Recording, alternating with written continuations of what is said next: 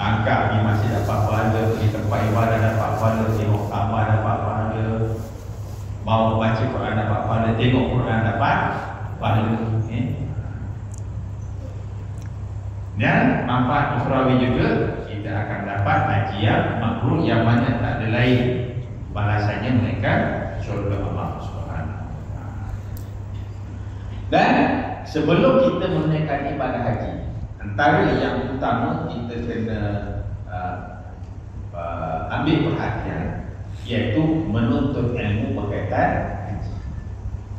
Khususnya menuntut ilmu berkaitan ibadah haji. Kerana orang yang melakukan amal ibadah dengan ilmu, dengan orang yang melakukan amal ibadah tanpa ilmu tak sama. Itu Allah berfirman dalam Al-Quran, "Qul hal yastawi alladziina ya'lamuna wal ladziina la ya'lamun."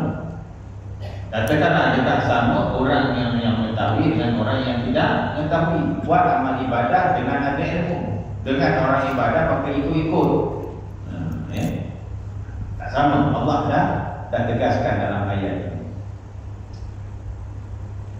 Jadi sebab itu pentingnya kita menuntut ilmu berkaitan ibadah haji. Dan ada dalam satu hadis juga sebut, fadlul alimi alal abidi ka fadlil qamar ala sa'il kawakib.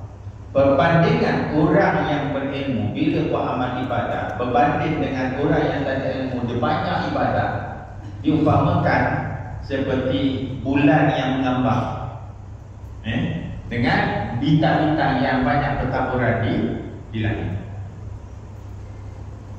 Pada waktu bulan mengambang, tuan, kita panggil bulan penuh, kita dongak kat langit, apa yang kita nampak?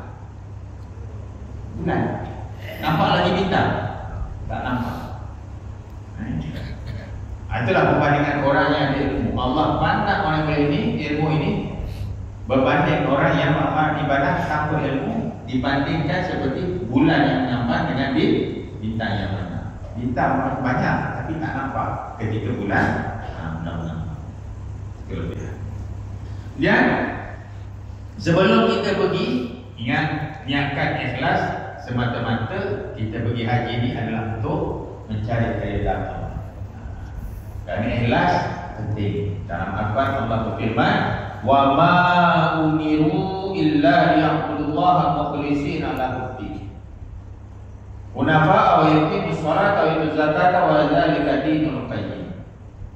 Yang maksud padahal mereka tidak diperintahkan melainkan supaya menyembah Allah dengan mengikhlaskan ibadah kepada-Nya semata.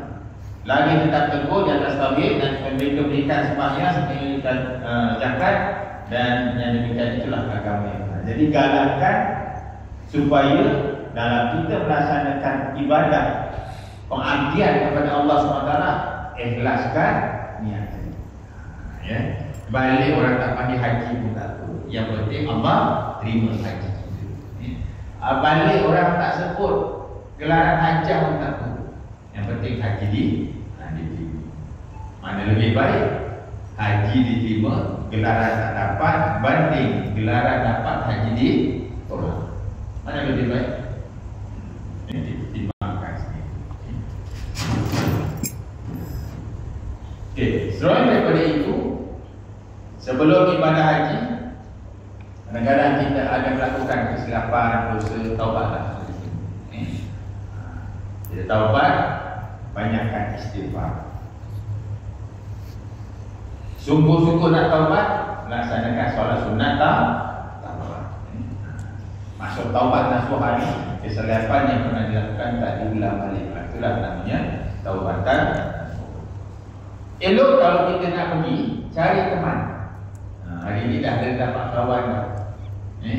Sama-sama khusus haji. Jadi dapat sama-sama pergi. Apa tujuan teman ni? Untuk saling ingat-ingat. Kalau kita tersilap, dia boleh tolong tegur. Kalau kita terlupa, dia boleh tolong ingatkan. Kadang-kadang tuan-tuan puan-puan, masa rasanya kita tak dapat kawal diri kita, rasa nak marah je, rasa geram je. Mungkin dengan adanya teman, kita pesan, ni kalau saya tiba-tiba lupa ni, rasa Saya nak berani ni, perlu ingatkan ni.